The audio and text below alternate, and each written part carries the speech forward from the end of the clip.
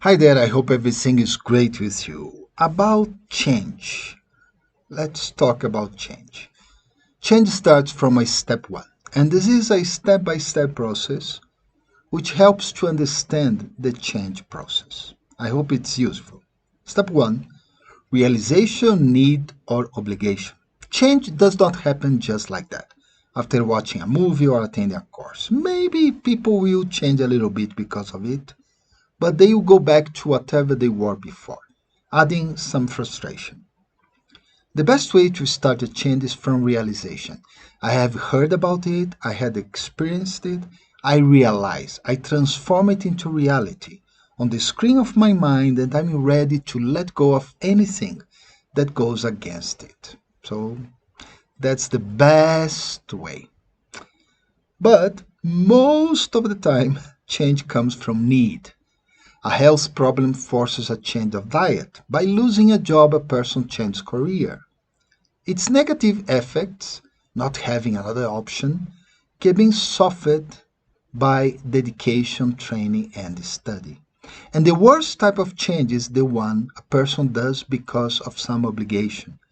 Just like my change in terms of get up time when I started studying in the Air Force. It may generate lots of rebellion and frustration, so it's important that this type of change is not a major one. With dedication, training, and study, the person can make it relevant too. Step 2, visualize. If a person really wants to change, they need to take their time and visualize how that change will manifest. Without visualization, a, a very deep thing, imagining, writing about it, wherever you feel more comfortable journaling. It is possible that change works well, but it will be like watering a garden with a loose hose. Visualization helps focusing and directing energy, resources, and all that's needed for change to take place. Step 3, process. Being a minimalist, I do feel there are basically three things anyone needs for change, three steps. But I do recognize process is a vast topic that may include planning, training, contemplation, and even a retreat.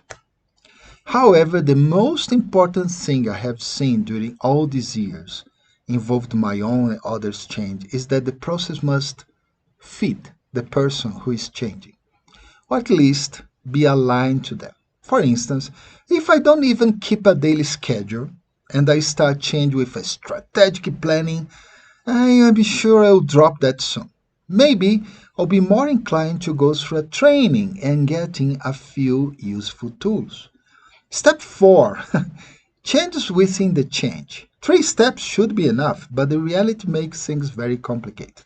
As a comparison, if you are going from New York to Washington by car, you would go at a normal route, but as it takes too many hours, it would be tempting to keep on stopping on the way to know other small towns around that are lovely. This step implies a checking system to see if the person is really on the route towards their final destination, or if they deviate at some point, and how to correct the deviation and go back to the real route. Step 5, help.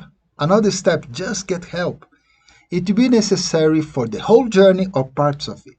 Can come from family, friends, coach, co-worker, influencers, and it's crucial for the change to be concluded. Before getting help, the person should understand by themselves the reasons of that, what type of help they will need. In the case of going from New York to Washington, the help of someone who did that trip would be most appreciated. A simple question when the person gets stranded at some point of their change journey: what could help me to move forward and where I can get that? Okay? So I hope this step by step, minimalist step by step, is okay for you. Take care. See you next week. Bye bye.